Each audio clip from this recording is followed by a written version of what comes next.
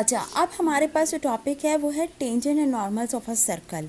कि एक सर्कल की इक्वेशन अगर आपको गिवन है तो उसमें आपके पास सर्कल में आपने उसकी equation of tangent and normal किस तरह से फाइंड आउट की जाएगी, और वो किसी पॉइंट पे आप फाइंड आउट करेंगे। हमने यहाँ पे सपोज किया है कि यहाँ पे हमारे पास जो पॉइंट है वो हमारे पास है x1 y1।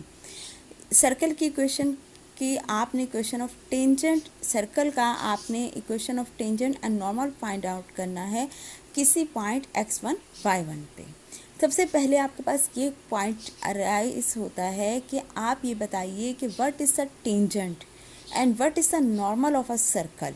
ठीक है, हम जनरल डिस्कशन में आते हैं।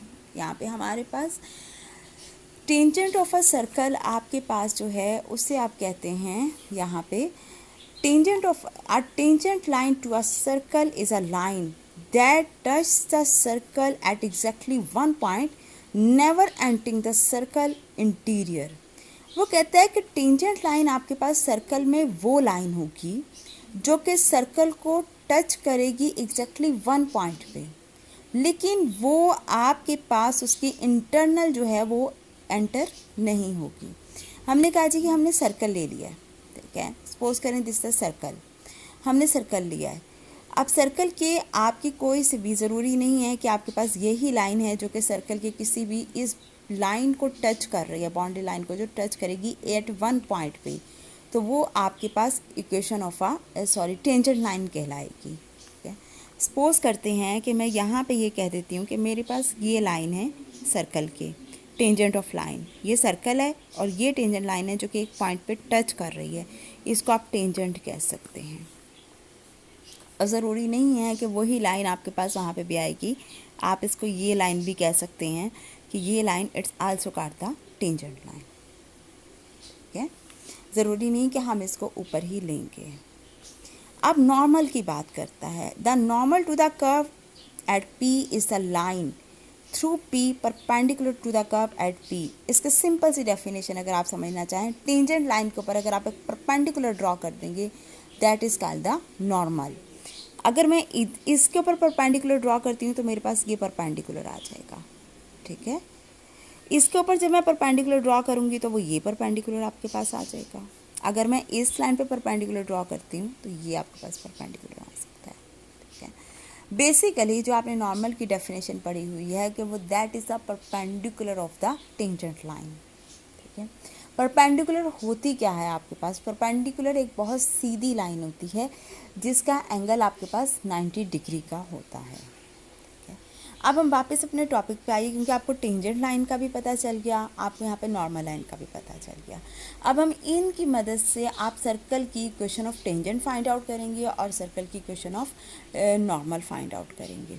हमारे पास यहाँ पे आपको ये बात क्लियर है कि सर्कल की इक्वेशन, सर्कल इक्वेशन जो आपके पास है वो आपके पास थी x square plus y square plus 2gx plus 2fy plus c is equal to 0 के, या आप इसको लिखते हैं f ऑफ एक्स वाई। इसका क्या मतलब है, function in x and y।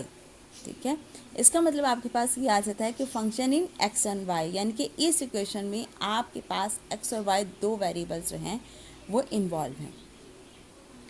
इस इक्वेशन को सिंप्लीफाई करने के लिए आप क्या करेंगे कि इसको हम दोनों साइड पे डिफरेंशिएट करते हैं। जब आप इसको दोनों साइड पे डिफरेंशिएट करते हैं, किसके रिस्पेक्ट करेंगे, x के respect, with respect to x करेंगे। जब आप x स्क्वायर का डेरिवेटिव लेंगे तो वो तो आपको पता है पावर रूल अप्लाई होगा, 2x आ गया। जब y स्क्वायर का आप डेरिवेटिव लेते हैं तो वो आपके पास 2y आ गया, और y का derivative with respect to x आपके पास dy/dx आ जाता है। Similarly g and f and c are constants, ये हम पहले डिफाइन कर चुके हैं सर्कल इक्वेशंस में। 2g इंटू एक्स का डेरिवेटिव 1 आ जाएगा, 2f y का derivative respect to y x dy/dx is equal to 0 के। c कांस्टेंट हैं तो कांस्टेंट का डेरिवेटिव हमेशा आपके पास 0 आता है, इसलिए आपने 0 लिया। इसको फर्दर सिंप्लीफाई करें, जब हम इसको फर्दर सिंप्लीफाई करते हैं तो आपके पास ये फॉर्म बनती है, हमने क्या किया, कंबाइन कर लिया, dy/dx वाली टर्म को एक जगह पे लिख रहे हैं और बाकी टर्म्स आपके पास ये आ गई हैं। dy/dx के साथ जो जिन टर्म्स के साथ d y by d x नहीं है उसको हमने लेफ्ट साइड पे रहने दिया और बाकी टर्म्स को आप राइट साइड पे ले गए, और राइट साइड पे जब लेके गए तो ये दोनों पॉजिटिव टर्म्स हैं तो ये नेगेटिव हो जाएंगी और माइनस इसमें से कॉमन माइनस आ जाएगा और 2 कॉमन आ गया। अब इन दोनों में से भी आप 2 को कॉमन निकाल के लेफ्ट साइड पे से भी 2 को कॉमन निकालिए, डिवाइड कर दीजिए। ठीक है, तो d y by d x जब आपने इधर से कॉमन निकाला तो ये आपके पास वाई प्लस एफ की टर्म आ जाती है, जो कि इससे थ्रू आउट आप डिवाइड कर सकते हैं। ठीक है, नेक्स्ट किस पॉइंट पे आपने फाइंड आउट करना है? पॉइंट ये वाला है x1 y1 पे, यानी कि अब हम d y by d x जो आपने फाइंड आउट किया है इसमें जहाँ x आ रहा है वहाँ पे x की जगह x1 पुट कर दीजिए और जहाँ पे y आ रहा है आप उसमें y की जगह y1 पुट कर दीजिए। वो जो आपके पास टर्म्स आती हैं वो ये बनेगी। ठीक है, x की जगह जब आपने x1 पुट किया तो x1 प्लस जी आ गया, और y की जगह जब आपने y1 पुट किया तो y1 प्लस एफ की फॉर्म आ गई। D y by d x, इसका मतलब लिखने का मतलब यह है कि आपने डेरिवेटिव फाइंड आउट किया at the point of x1 और y1 पे, और डेरिवेटिव को आप रिप्रेजेंट करवाते हैं, स्लोप को आप रिप्रेजेंट करवाते हैं m से भी। ठीक है, हमें equation of tangent find out करनी है किस पॉइंट पे? x1 y1 पे। आपके पास पॉइंट स्लोप फॉर्म थी जो आपके पास इक्वल आती थी y minus Y one is equal to m into x minus x one के। y1 और x1 वो पॉइंट हैं जिनके ऊपर आपने क्वेश्चन फाइंड आउट करनी है, और स्लोप आपने फाइंड आउट कर लिया है अभी। इनकी वैल्यूज पुट कीजिए, x1 भी सेम है, y1 भी सेम है, दोनों सेम है। m आपने पुट किया तो m आपके पास आ गया x1 प्लस जी ओवर y1 प्लस एफ के। इसको सिंप्लीफाई करें, जब आपने सिंप्लीफाई किया ये क्रॉस मल्टीप्लाई हो गया तो y minus Y one into Y one plus f is equal to minus x1 plus g into x minus x1 के, ये टर्म आपके पास बन रही है।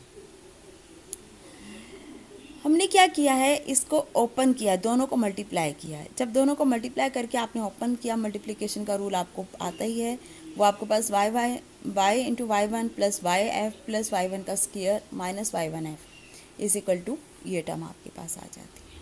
ठीक है, अब नेक्स्ट स्टेप पे अब हम क्या कर रहे हैं, जो x1 वाले पॉइंट हैं वो लेफ्ट साइड पे ले आएंगे और y1 वाले, और बाकी जो फर्दर पॉइंट्स हैं आप उन्हें राइट साइड पे रहने देंगे, लेफ्ट साइड पे। देखिए ये हम लोग करते हैं। ठीक है, आपके पास ये आ जाता है x into X one plus Y F plus X into Y one plus X ji is equal to x1 का स्क्वायर प्लस y1 का square plus y1 F plus x1 जी के। अब इस क्वेश्चन को हम यहाँ पे तो हम ड्रॉप नहीं कर सकते, इसको कंप्लीट करने के लिए हमने क्या किया है कि हमारे पास एक फॉर्म आ जाए क्वेश्चन की, उसके लिए G X one plus F Y one plus C को आपने दोनों साइड पे ऐड किया है। जब हम लेफ्ट साइड पे भी ऐड करते हैं तो हमारे पास ये क्वेश्चन बन जाती है Y one plus Y F plus X into X one plus X G. देखिए side term as it is लिखी हुई है, इसमें सिर्फ आपने क्या ऐड किया है, G X one plus F Y one plus C को लेफ्ट साइड पे भी। इसी तरह से आप राइट साइड पे भी ये टर्म्स को ऐड करेंगे। ठीक है, अब मुझे बज़ाहिर नज़र आ रहा है कि अगर मैं लेफ़्ट साइड को सॉल्व करती हूँ तो इनमें Y one plus X one plus इन दोनों में से जी कॉमन आ सकता है। जब जी कॉमन आ गया तो एक्स प्लस एक्स वन आ गया। जब आप यहाँ से एफ को कॉमन निकाल देंगे तो आपके पास वाई प्लस वाई वन आ गया plus c is equal to. जब इस साइड को राइट साइड को सिंप्लीफाई करते हैं तो उसको भी देखिए आपके पास क्या बनेगा, x1 का स्क्वायर प्लस y1 का स्क्वायर, y1f आपके पास 2 दफ़ा आ गया, आपने दोनों को ऐड कर लिया तो 2f y1 आ गया। इसी तरह से जब आप x1g और g1x को ऐड करते हैं तो दोनों सेम आ रही हैं, तो आप इन दोनों को ऐड करेंगे तो 2gx1 आ जाएगा प्लस सी के। ठीक है, this is called the tangent line equation at any point x1 और y1 पे। ठीक है, अब इसको याद करने का क्या तरीका है कि कैसे हम लोग याद करेंगे। देखें इक्वेशन ऑफ टेंजेंट, यहाँ पे देखें x1 का स्क्वायर, हमारे पास जो भी इक्वेशन थी टेंजेंट की वो x का स्क्वायर प्लस सर्कल की इक्वेशन हमारे पास क्या थी, x square plus y square plus 2fy plus 2gx plus c is equal to 0 के। हमने उसको इक्वेशन ऑफ सर्कल में कन्वर्ट करना है तो उसके लिए सिंपल वे है, एक्स स्क्वायर है तो उसको हाफ कर दीजिए, वो आपके पास x आ गया, उसके साथ उसका पॉइंट मल्टीप्लाई कर दीजिए, वो आपके पास ये फॉर्म आ गई। इसी तरह से y1 का स्क्वायर यहाँ पे आ रहा है, तो आपके पास सर्कल इक्वेशन में y स्क्वायर है, y स्क्वायर का हाफ करेंगे तो y आ जाएगा और उसके साथ पॉइंट को मल्टीप्लाई कर दीजिए, ठीक है। 2f आ रहा है, y के साथ इसमें y1 का पॉइंट ऐड कर दीजिए। 2g आ रहा है, x था, x के साथ x1 का पॉइंट ऐड कर दीजिए, वो आ जाएगा। और कांस्टेंट में आपके पास कोई भी पॉइंट ऐड नहीं होगा, तो इट्स मीन यू में easily write down the equation of the circle, tangent equation of the circle at any point, ठीक है।